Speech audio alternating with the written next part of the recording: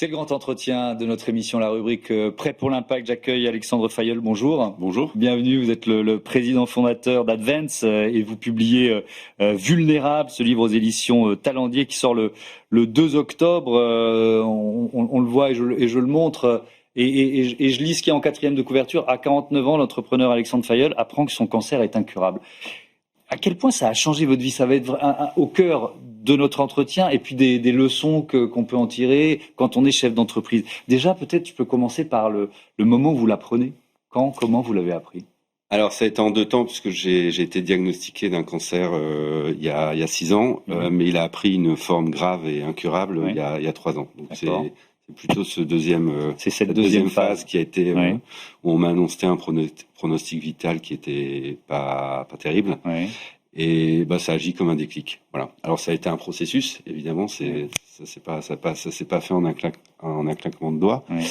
Mais c'est véritablement ce cheminement avec la maladie, avec finalement la rencontre de ma propre vulnérabilité, qui, avec le recul, a été la rencontre la plus enrichissante et la plus déterminante de toute mon existence, et qui agit comme un déclic, qui m'a ouvert les yeux véritablement sur le potentiel de la vulnérabilité et sur son pouvoir de transformation majeur. Et donc sur la nécessité d'en parler, parce que c'est ça aussi, de partager finalement ce pouvoir de la vulnérabilité. Cette rencontre, elle a libéré chez moi énormément de ressources, elle m'a transformé en profondeur, et elle a libéré énormément de ressources, et elle a fait de moi une personne et un entrepreneur, un chef d'entreprise augmenté. Voilà. Ça m'a augmenté beaucoup plus que n'importe quelle intelligence artificielle pourrait ou parvient à m'augmenter aujourd'hui. Et en fait, ce potentiel que j'ai libéré chez moi, j'ai eu évidemment envie de le libérer autour de moi et dans mon entourage perso, mais aussi évidemment dans mon entreprise. Et on va rentrer dans le terme. Vous étiez venu sur le plateau de Bismart pendant l'édition 2024, là, le dernier Vendée Globe. Il y avait 2 bateaux, skippés par Thomas Ruyant et Sam Gouchild, qui étaient 2 vulnérables. Et donc, on avait déjà ensemble parlé de ce que ce mot, de ce qu'il représentait. Pourquoi? Alors, c'est drôle parce que juste avant vous, j'avais des dirigeants d'entreprise. Et puis, le premier effet, c'est la vulnérabilité est une force. Est-ce que c'est la première réaction que vous rencontrez quand vous arrivez et que vous portez cette bonne parole? Non, le sujet, alors c'est pour ça qu'on a choisi ce mot vulnérable, qui est le nom du projet Vulnérable qu'on a lancé, qui vise à justement changer ce regard. Et il y a la nécessité aujourd'hui d'opérer ce changement de regard dans la société et dans les entreprises. Et ce mot a un impact fort. Et c'est pour ça qu'on a choisi de le mettre comme nom des 2 voiliers, des 2 monocoques qui ont fait le tour du monde à l'occasion de ce Vendée Globe. Quel bilan vous en faites parce que c'est un choix extrêmement positif. De sponsoring. C'est un mot qui a cette capacité à interpeller, donc à capter l'attention. C'était notre objectif pour ensuite pouvoir passer ce message. Et l'accueil a été au-delà de nos espérances, à la fois auprès du grand public, tout comme il l'est aussi auprès des dirigeants d'entreprise aujourd'hui, puisqu'il y a une campagne en cours. Donc ce projet Vulnérable vise à changer de regard sur la vulnérabilité. En fait, le constat, il est assez simple. On a fait un sondage avec l'IFOP en octobre 2024 qui montrait que 84% des Français ont une représentation négative ou très négative de la vulnérabilité, ce qu'on comprend très bien, puisque dans une éducation et une culture aujourd'hui où la vulnérabilité est cachée, niée et même exclue, souvent la vulnérabilité est un chemin de souffrance, de difficulté, un chemin très sombre que vivent les personnes qui sont vulnérabilisées, en fait. Les personnes ou les organisations qui sont vulnérabilisées. Alors qu'à l'inverse, lorsque cette vulnérabilité elle est correctement accueillie et accompagnée, c'est un puissant levier de transformation, de progrès individuel et collectif, de création de liens, de coopération, dont nos entreprises et nos démocraties ont urgemment besoin aujourd'hui. Et c'est une loi universelle, la vulnérabilité qui régit la vie sur Terre depuis 3 milliards d'années. Il est temps de le redécouvrir. Et alors, vous l'avez évoqué tout à l'heure, mais on a puisé dans votre livre cette citation. J'ai développé de nouvelles aptitudes en tant qu'être humain, en tant que chef d'entreprise. L'homme augmenté, ce que vous disiez tout à l'heure, c'est pas celui à qui on implante une puce dans le cerveau, celui qui consent à sa vulnérabilité. Là, je m'adresse aux chefs d'entreprise. Qu'est-ce que vous avez changé? Dans mon entreprise ? Ouais. Ou dans votre façon de diriger l'entreprise ? Ah, ça m'a rendu plus. J'étais quelqu'un de très authentique et très sincère dans ma démarche, très humain déjà, mais ça m'a fait prendre conscience ça m'a fait prendre conscience de la manière de l'exploiter positivement dans l'entreprise pour libérer énormément de potentialités. Ça m'a fait prendre conscience que c'était un potentiel, à quel point ce potentiel était inexploité dans l'entreprise. Chez les autres, donc chez toutes celles et ceux avec qui vous travaillez. Chez les individus, mais collectivement. Parce qu'en fait, des situations de vulnérabilité, individuellement, collectivement, on y est confronté quasi quotidiennement. On est confronté individuellement, collectivement à cette vulnérabilité dans nos existences personnelles comme professionnelles. Et réussir à accueillir ces situations pour faire que chaque situation devienne une opportunité pour évoluer, progresser, coopérer, ça libère une énergie qui est incroyable. Et c'est ça que la maladie m'a apporté. Cette transformation que j'ai vécue intimement, personnellement, j'ai envie qu'elle se fasse collectivement dans l'organisation pour libérer un potentiel. Tout simplement, c'est juste une opportunité. Voilà. Fragilité et vulnérabilité, c'est pas tout à fait la même chose, ça se rejoint. Oui, alors après, il y a un sujet sur le mot et la définition du mot. La vulnérabilité, c'est la possibilité d'être blessé, c'est notre condition existentielle. Et parce qu'on est susceptible d'être blessé, on va justement être amené à répondre à cette vulnérabilité, à trouver des solutions pour progresser, pour évoluer, etc., etc. La fragilité, c'est une vulnérabilité qui est impactée, en fait. C'est lorsqu'on est justement vulnérabilisé qu'on devient fragile, et on comprend que les personnes qui sont fragilisées aujourd'hui dans la société, qu'on met de côté, on a au contraire tout intérêt à les entourer, et voilà. Donc c'est plus dans le regard des autres ? C'est beaucoup dans une question de regard. En fait, aujourd'hui, malheureusement, le réflexe éducatif, culturel, c'est de cacher nos vulnérabilités, c'est de les nier, c'est de les laisser de côté, par peur de plein de choses, par peur du regard de l'autre, bien souvent, par peur d'être dévalorisé dans l'entreprise, déconsidéré dans l'entreprise, alors qu'à l'inverse, lorsqu'une personne est fragilisée, vulnérabilisée, elle a besoin des ressources qui l'entourent. Et elle a besoin des ressources, et elle peut les trouver évidemment dans son environnement familial, personnel, mais l'entreprise aussi doit être un lieu d'accueil pour les vulnérabilités des personnes qui sont touchées dans leur vie personnelle. Vous dites, vous l'écrivez aussi dans votre livre, la vulnérabilité, c'est une réponse aux crises de notre époque. Donc ça veut dire, vous questionnez quoi, la société de la performance ? Il y a ça derrière mais moi, aussi. en fait, j'ai acquis la conviction ces dernières années. C'est pour ça que je me suis lancé dans ce combat pour changer le regard sur la vulnérabilité dans la société, dans les entreprises, que la vulnérabilité était peut-être notre plus grande chance, en fait, dans cet horizon de crise et d'incertitude. Alors que dans une société de performance, on les cache, ces fragilités. On les cache, on les considère comme une faiblesse, on cherche à les éliminer, à les exclure. Et moi, c'est une grave erreur, en fait. Aujourd'hui, on parle beaucoup de transition. Aujourd'hui, tout le monde cherche à se transformer, à faire la transition sociale, écologique, etc. Les enjeux de transformation sont majeurs.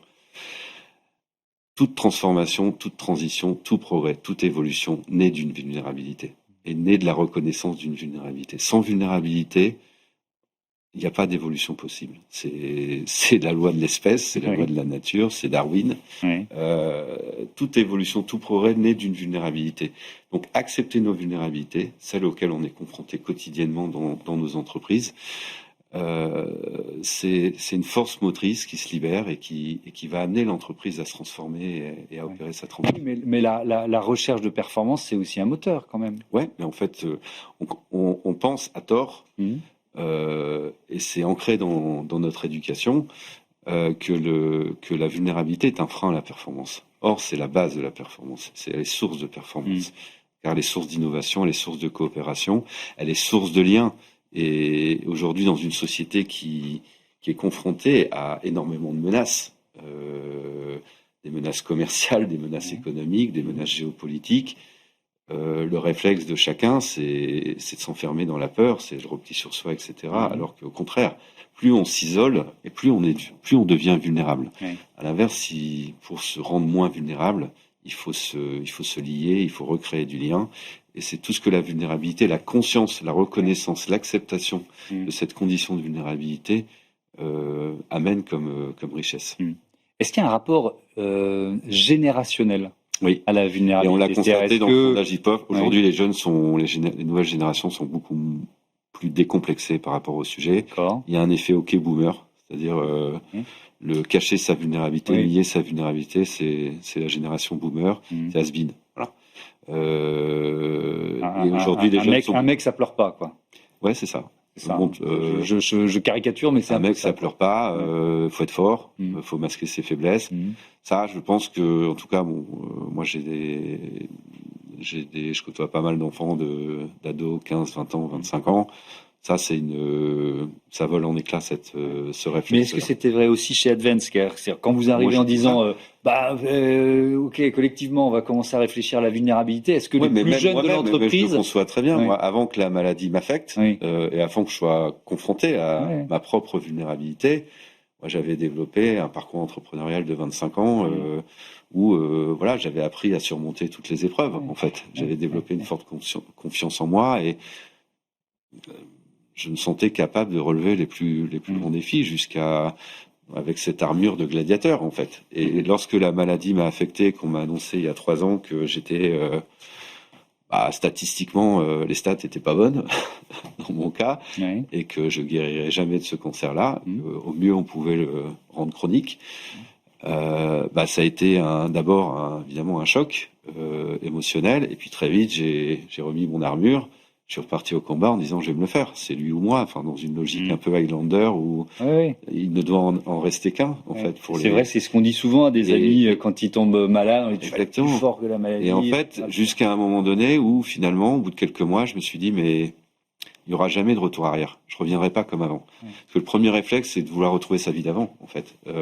Comme dans toute crise, on veut revenir à l'état initial. Sauf que dans mon cas, il n'y avait pas de retour arrière. Donc à un moment donné, je prends conscience de ça. Et là, je suis rentré dans une phase un peu de dépression, mais légère, qui a duré quelques semaines. Parce que le temps que j'accepte ce nouvel état, cette nouvelle condition. Et c'est en accueillant cette nouvelle condition et en cheminant vers cette acceptation qu'un processus s'est opéré et que la transformation a démarré et que j'ai libéré. Je me suis adapté à cette nouvelle condition et finalement, ça m'a amené à libérer et à exploiter des ressources que je n'exploitais pas, que j'avais étouffées jusqu'à présent. Et que dans toutes les entreprises, on peut exploiter. C'est ça qui est intéressant et c'est aussi pour cela que vous êtes ici, Alexandre Fayet, parce que vous êtes à l'origine d'un collectif de dirigeantes et de dirigeants qui appelle à une sorte de New Deal de la vulnérabilité. Quelle est la démarche? Expliquez-moi. La démarche, c'est opérer le changement de regard dans les entreprises aujourd'hui. Effectivement, les entreprises sont enfermées dans des schémas de performance où la vulnérabilité est exclu, est vu comme un frein à la performance, est vu comme une faiblesse, etc. Donc, on l'étouffe, on la met de côté, on l'exclut, et c'est une grave erreur, comme je viens d'expliquer dans mon cas personnel. La vulnérabilité, les entreprises sont confrontées quotidiennement à des situations de vulnérabilité, les individus de l'entreprise, tout comme les équipes, collectivement, et ces situations, plutôt que de les nier, plutôt que de les cacher, plutôt que d'en avoir peur, il faut plutôt les accueillir, parce qu'elles vont pouvoir agir comme des sources de progrès, d'innovation, etc. Et le réflexe des entreprises... Prenons l'exemple du Covid, qui a été une situation de vulnérabilité mondiale, collective. Si on regarde les entreprises, il y a celles qui malheureusement, une minorité malheureusement, qui se sont effondrées, qui n'ont pas trouvé les ressources pour traverser cette crise. Il y a une autre minorité, très heureusement, qui ont profité de cette crise pour se transformer et développer de nouveaux modèles d'affaires et qui ont lancé le début d'un nouveau chapitre dans leur histoire, etc. Et puis il y a la majorité qui ont trouvé les ressources, mais pour revenir à l'état initial, traverser la crise et revenir à l'état initial. Je trouve que c'est une crise ratée. Parce que bien souvent, face à une crise, le réflexe, c'est on mobilise des ressources pour revenir à l'état d'avant. Or, on ne profite pas de l'opportunité pour s'adapter à la situation, l'accepter et justement profiter de cette situation, de cette opportunité pour transformer, évoluer, innover. Et en fait, ces situations de vulnérabilité qu'on rencontre tous les jours dans l'entreprise, qui ont des niveaux d'impact très légers à très forts, sont chacune des opportunités pour évoluer, pour se transformer. Et c'est comme ça qu'on opère une transition dans une organisation. Ouais. C'est en créant des organisations très vivantes, très résilientes, et qui vont se transformer continuellement et profiter de chaque crise, chaque opportunité pour évoluer et progresser. Qui participe à ce collectif et est-ce qu'ils ont forcément vécu eux-mêmes ou elles-mêmes une expérience de vulnérabilité un peu c'est clair que initiale, quoi. C'est clair que d'avoir fait l'expérience de la vulnérabilité et d'un chemin positif face à des situations de vulnérabilité, c'est important. Mais c'est pas uniquement ces situations-là, elles peuvent être le fruit d'expériences personnelles, intimes, comme elles peuvent être le fruit d'expériences collectives. Oui. Si on regarde dans l'histoire des entreprises, des situations où les entreprises traversent des crises et sortent plus fortes de ces crises en ayant appris, capitalisé, etc., elles sont nombreuses.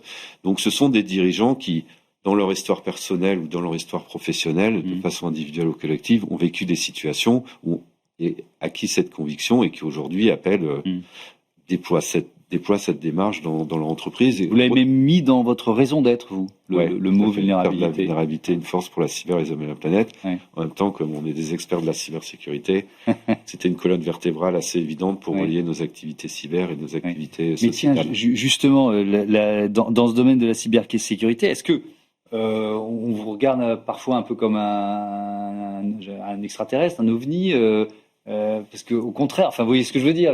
Oh là là, ils mettent la vulnérabilité dans ces programmes. On combat des hackers, des pirates qui vont utiliser les failles et les vulnérabilités pour pénétrer les systèmes. Oui. Justement, moi, j'ai 30 ans d'expérience dans la cybersécurité. Ce que ces 30 ans d'expérience m'ont appris deux choses essentielles. C'est que les entreprises les mieux protégées aujourd'hui face aux menaces cyber sont les entreprises les plus conscientes de leurs failles. Une entreprise qui pas vraiment conscience des failles, savent pas reconnaître leurs vulnérabilités numériques, sont extrêmement exposées et c'est elles qui sont les plus attaquables. Voilà. Et la deuxième chose que ça m'a appris, c'est que il est vain de vouloir combattre, d'éliminer toutes les vulnérabilités dans un système numérique, c'est impossible. La vulnérabilité fait partie du digital, du numérique, voilà, et que les organisations les plus résilientes sont celles qui sont capables de partager une culture, partager autour de la vulnérabilité, d'être conscient de ça, et de déployer cette culture dans l'entreprise pour créer des organisations qui sont vivantes, résilientes et qui apprennent de leur vulnérabilité, des crises qu'ils traversent, etc. Voilà. Alors vous êtes venu avec, c'est une brochure en quelque sorte ? Oui, tout à fait. Comment libérer le potentiel de la vulnérabilité en entreprise ? C'est un guide pratique, c'est ça ? C'est un guide pratique qui a été rédigé au cours du premier semestre. C'est un groupe de travail qui a réuni une dizaine de dirigeants, ressources humaines et directeurs généraux de tout type d'entreprises, des très grandes entreprises, des PME, des ETI, et qui ont planché pour référencer tous les meilleurs témoignages, retours d'expérience pour libérer le potentiel de la vulnérabilité en entreprise. Donc, c'est un guide pratique aujourd'hui qui référence 11 leviers. C'est une base de travail pour guider les entreprises à libérer ce potentiel de l'entreprise. Et on y retrouve des leviers comme le leadership pour les pratiques managériales à adopter, etc., etc. C'est très pratique et c'est disponible en ligne sur vulnerable.org. Vulnerable.org, parce que vous avez aussi créé ce site en quelque sorte tout à fait, qui regroupe un peu à la fois votre expérience, ses conseils, ses leviers, et des témoignages de chefs d'entreprise peut-être aussi. Exactement, et d'ailleurs sur ce site on y retrouve la tribune qui a été publiée dans les Échos le 26 août et qui appelle les dirigeants à embrasser ce thème de la vulnérabilité dans l'entreprise. On retrouve également une exposition avec les portraits de 18 dirigeants qui s'affichent et qui sont fiers d'afficher leur rapport positif avec la vulnérabilité. Ouais. Si je prends quelques chiffres d'Advance sur la croissance annuelle de 30% entre 2021 et 2024, 15 à 20% de rentabilité, et puis vous affichez un turnover le plus faible du marché de la cyber. Vous dites on est à 8% contre 25-30% ailleurs. Est-ce que, alors vous avez évidemment, ça fait 20 minutes qu'on discute, déjà beaucoup répondu à la question, mais à quel point la vulnérabilité assumée, ligne directrice ou colonne vertébrale, rend l'entreprise plus attractive ? La vulnérabilité assumée, c'est un nouveau levier qu'on exploite maintenant dans l'entreprise depuis un an, pardon. Ce qui rend l'entreprise aussi très attractive, c'est son modèle de performance globale et son système de partage de la valeur, puisqu'aujourd'hui 50% du capital de l'entreprise est consacré et destiné à l'action pour les hommes et la planète. Et c'est Advance for People and Planet. Exactement. Donc aujourd'hui, ce qui rend l'entreprise si attractive et qui permet de fidéliser aussi bien les talents qui est un défi majeur dans la cybersécurité, c'est son modèle d'entreprise. Son modèle d'entreprise qui est et son modèle de performance durable dans lequel les collaborateurs se retrouvent. Au-delà d'exercer un métier passionnant, d'accompagner des organisations et de protéger des organisations pour qu'elles puissent remplir leur mission utile à la société, comme des hôpitaux, des services publics, etc., etc. Les collaborateurs contribuent aussi à un modèle de performance qui vient contribuer positivement à la société. Alors, je vais poser une question, elle est volontairement un peu provoque et peut-être à côté de la plaque, mais en termes de RH, vous n'avez pas instauré des minutes de vulnérabilité. Enfin, vous voyez, est-ce que vous incitez vos collaborateurs à parler de leur vulnérabilité On met en place l'environnement pour ceux qui le souhaitent, parce que c'est une démarche très intime. Oui, mais oui, c'est pour ça que c'est compliqué. Il n'y a pas d'obligation, chacun est libre de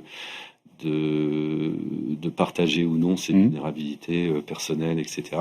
Mais en tout cas, on met en place des relais dans l'entreprise. Moi, on développe des rôles modèles, c'est-à-dire que moi, on est en train de former une 50aine de collaborateurs, soit à peu près 10% des effectifs, pas forcément des managers, des collaborateurs qui ont une appétence, une affinité forte avec le sujet de la vulnérabilité et qui ont envie d'être des rôles modèles dans l'entreprise pour capter les signaux faibles, être des interlocuteurs de confiance vers qui on peut se tourner si on a envie de partager une situation délicate dans sa vie personnelle.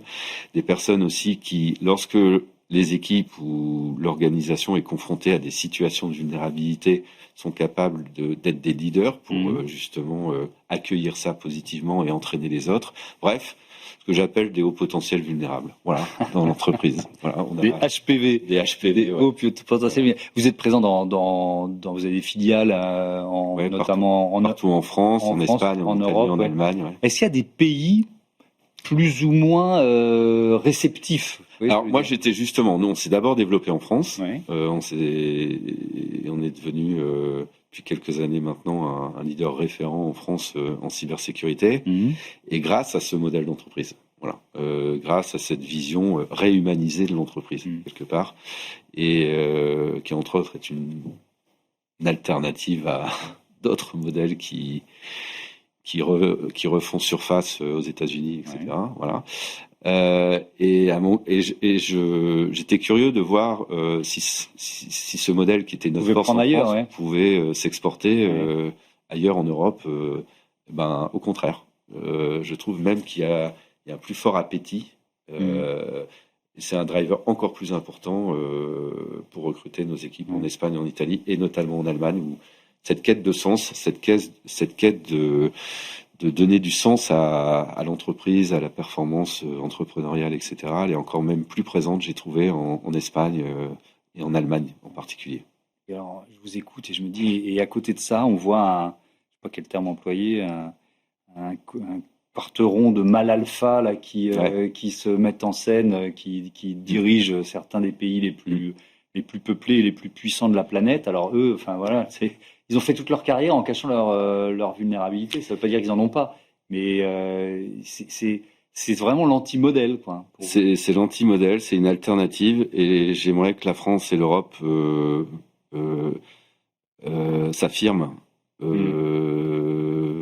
s'affirment comme une alternative justement à ce hard power qui refait surface dangereusement pour imposer un pouvoir plus smart ou plus soft. Mais est-ce que c'est pas l'essence même des hommes politiques, mais aussi des femmes politiques, c'est-à-dire de cacher leurs faiblesses?